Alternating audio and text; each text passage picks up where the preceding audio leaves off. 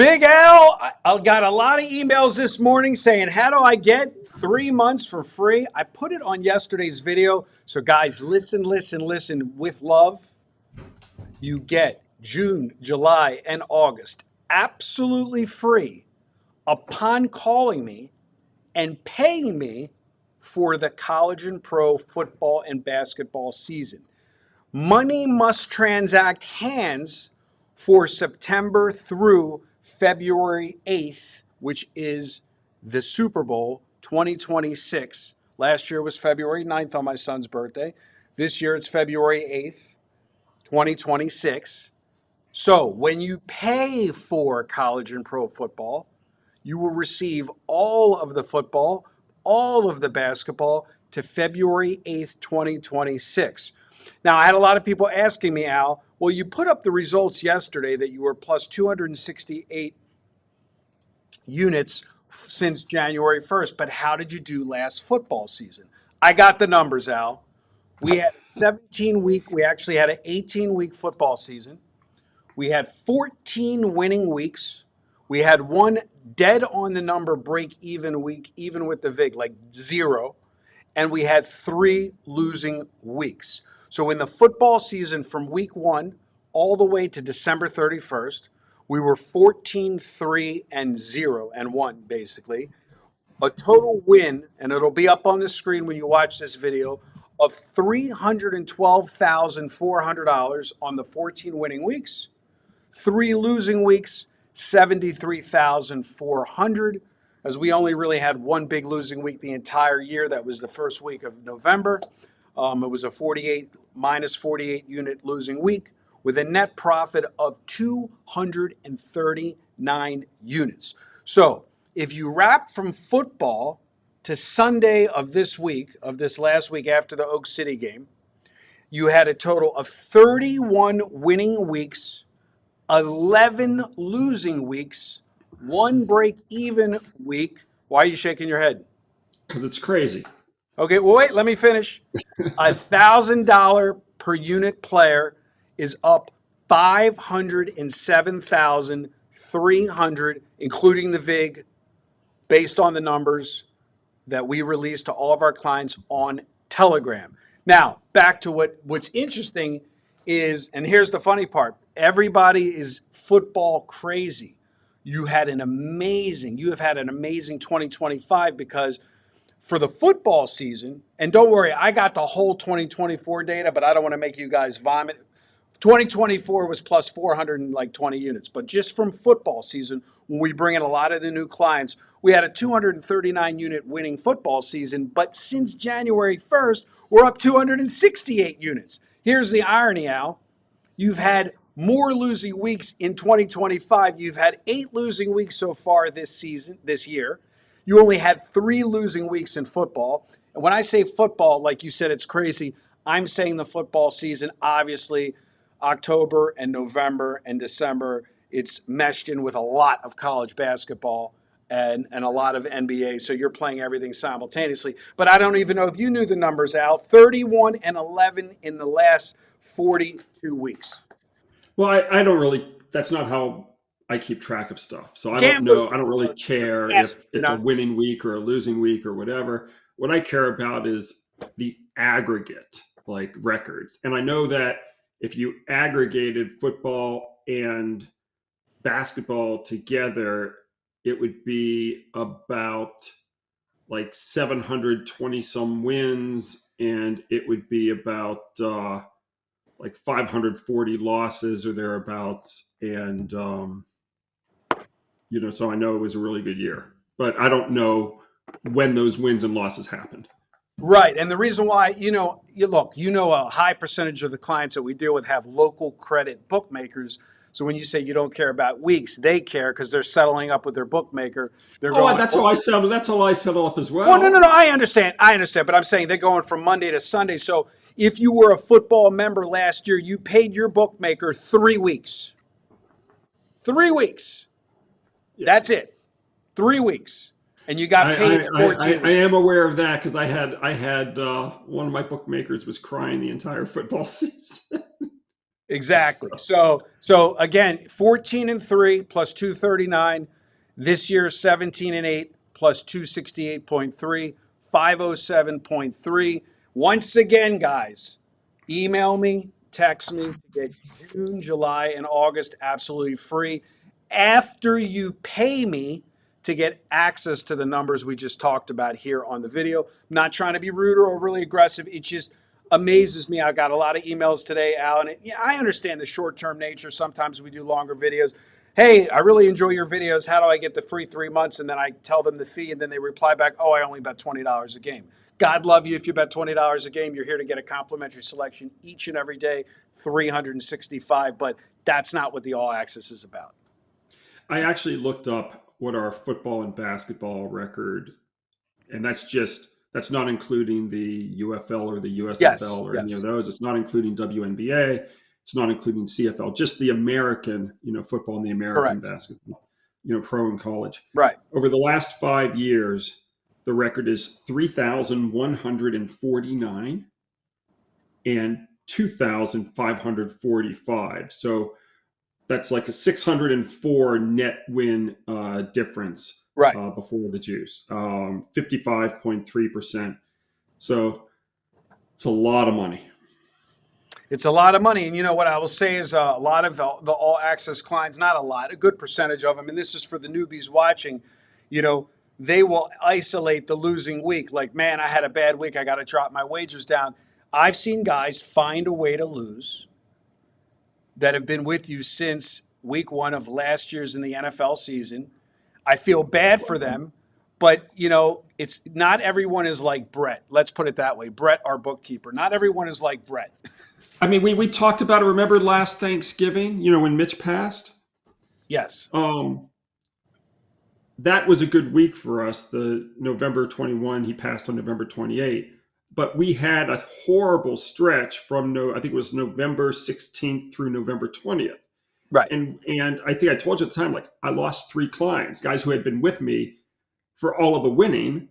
But we went, I'm trying to remember what the record was. It was something like 20-36. I forget the exact record. It was a horrible 6-day stretch. And 3 guys were like, oh my God, I can't take it. We lost 6 days in a row. And, if you go back and look at what the record has been since November 21st, like when these 3 guys quit, right?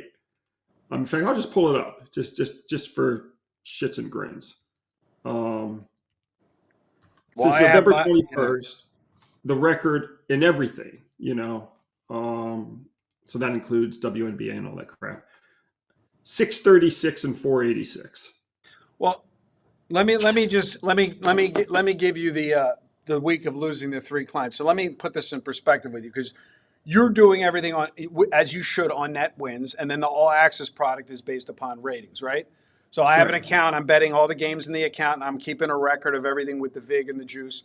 So your worst week in football last year was the week ending of 11-11. You were a week off. It was 11-11. The reason why I know that is my mother's birthday. Oh, well, but I'm talking about. Well, okay. But no, in fact, I just looked up the record from the 16th through the 20th. It was 16-29. That was actually our worst stretch. Right, but because with the way we rated our games, we actually had a worse losing week. Well, no, but that's including basketball. That's including Got it. Right. Okay. My point is, here's the irony. From the week ending 11-11, I'm sorry, you were correct, 11-11 to 11-17, right? We lose 45 units. All the clients are panicking. Here's the kicker. From 11-18 to the following week, we win 46 units. So you literally have that losing week. The week prior, you were up 27 units. The week ending 11-4, you were up 27 units. The week ending, meaning when I say 11-4, starting 11-4. The week starting 11-11 to 11-17, you lose 45 units. The week starting on 11-18, you win 46 units. So in that 2-week period, you're basically even. In the 3-week period, you're up 25 units. The point is, just like you, because I'm dealing with clients on the phone that are calling me very emotional, I had clients freaking out from that 11 to 11, 11 to 11, 18. And then the following week, they got it all back. But here's what happened. We did a video live after that week. I had 4 guys reduce their unit off the losing week. We make back the units. They get back 50% of their loss because let's say they were betting 100 a unit. Now they're betting 50 a unit. The math doesn't work. So you have to bet small enough that you can bet the same unit no matter what and be consistent so you can run that roller coaster. Because you and I talk off air about the stock market and crypto and the volatility in normal markets. This is not volatility 3 losing weeks out of 14.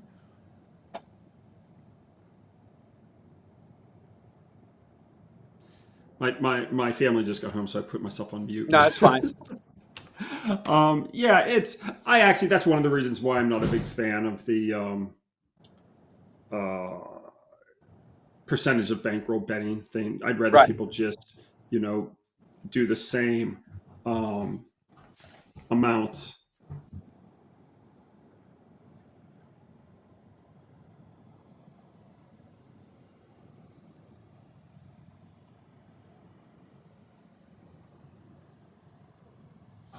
Sorry, Eric. We all got kids, baby. Go ahead. Anyway, that's why I'm a big fan of just betting the same in April that you're betting in October. Exactly. So, again, for all you guys, it's a learning experience. I've clients that like Brett. Like I said, other clients like Brett. If we're up 500 units, they're up 500 units. But then we have a lot of guys that get emotional and don't want to bet against teams and handicap each individual play and blah, blah, blah, and blah, blah, blah. Learn from this in the doldrums of summer, because I've had clients that were actually trial subscribers of All Access that, let's say, would stop after a little losing and then turn around and watch these videos and call me, go, I can't believe I got off the train. Well, that's usually a function of over betting too high a percentage of your bankroll. And because, again, if you can't handle the volatility, look, you and I know, and this is the gambler's fallacy. I'm sure you know that term. Then you have gamblers for what, and this is, I will stop the video shortly because we're a little long here, but then you have gamblers that will actually say, oh, I'm scared for this football season because he did so good, he's due to lose. That's nonsense as well. Yeah, but I run scared all the time. Yeah, but you run scared with a smile. You know what I'm saying? No. I know what you know. I'm not saying but let me try to say it the right way. I never assume I'm going to win just because I've won in the past. I understand. Never. Past performance is no indication of future results. I'm not going to say, oh, I'm going to lose this year because I'm not saying that. I have no idea how this year is going to go. Right. And so you don't and because you're a situational technical analyst and your database has been featured in ESPN and you're one of 3 people in the world that have it, the reality is there's math behind what you're doing. So the reality is But I want to be clear, Eric. I have not won 100% of my years. Of course. I've won 25 out of 33 football seasons. Okay. And this is the reality. I did the same thing from a methodology standpoint in those 8 losing years as I did in the 25 winning years. Right. Sometimes games just don't win. There's no rhyme or reason to why. Shit happens. You never know when the losing streak will come. Like when we were talking about that November 16th through November 20th stretch. I didn't plan to go 16 and 29 on those 5. Shit happens. Right. So you hope as a handicapper that if you stay true to your methodology, you do your research, you're disciplined, you only give out games that meet the criteria, you trust in the process, you hope things come out ahead. But who the hell knows? I mean, it is gambling, and you can have that one-off year where things don't go right, and then things can come back the next year. So that's different from the gambler's fallacy. All I'm trying to say is that I'm well aware that anything can happen.